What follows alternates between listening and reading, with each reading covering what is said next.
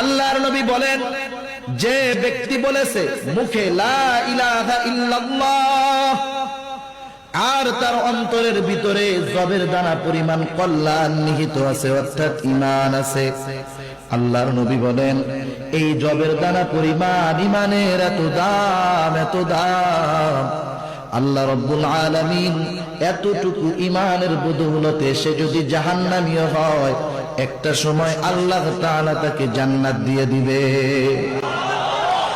এরপরে নবী বলেন, যে মুখে বলেছে লা ইলাহা ইল্লাল্লাহ আর তার অন্তরের ভিতরে গমের দানা পরিমাণ কল্যাণ নিহিত আছে, অর্থাৎ ঈমান আছে, আল্লাহর নবী বলেন এই লোকটা, এই মানুষটা যদি জাহান্নামীও হয়, ওই গমের দানা পরিমাণ ঈমানের এত দাম, এত দাম, আল্লাহ রাব্বুল আলামিন ওই পরিমাণ ঈমানের বদৌলতে একটা সময় আল্লাহ তাকে জান্নাত দিয়ে দিবে।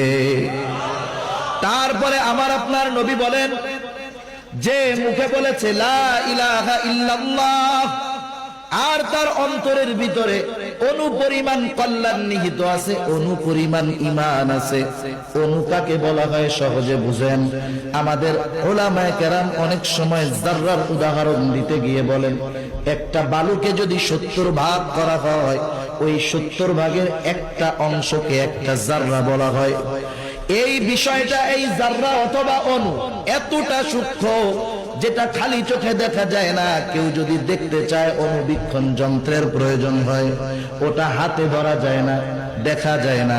আল্লাহর নবী বলেন এতটুকু পরিমাণ যদি কারো ঈমান থাকে, আল্লাহ রাব্বুল আলামিন ওই পরিমাণ ঈমানের বদৌলতে একটা সময় তাকে জাহান্নাম থেকে জান্নাতে আল্লাহ দিয়ে দিবে। এতটুকু ঈমানের বদৌলতে যেই জান্নাতটা পাবে সেটা মৌলভীবাজার শহরের সমান। কি বলেন? আল্লাহর নবী বলেন সবচাইতে ছোট জান্নাতের মালিক যে হবে, এই দুনিয়ার 10 গুণ, অর্থাৎ এরকম 10টা দুনিয়ার সমান একটা জান্নাতের মালিক হয়ে যাবে, সবচাইতে ছোট জান্নাতের মালিক। এখন বুঝতে হবে মা ও বোন, তোমাকে ঈমান আগে রক্ষা করতে হবে। ঈমানকে এত সহজে হারানো যাবে না। ঈমান যদি হারায় ফেলো, অল্পতে যদি হুঁশ হারায় ফেলো, জান্নাত হারায় ফেলবে। অথচ অতীতে কত মা গেছে, কত বোন গেছে, জীবন দিয়েছে, তবু ঈমান দেয় নাই। ফেরাউনের একজন দাসী ছিল, দাসী ঈমান নসিব হয়ে গেছে, আল্লাহ তাআলার প্রতি বিশ্বাস স্থাপন করে ফেলছে।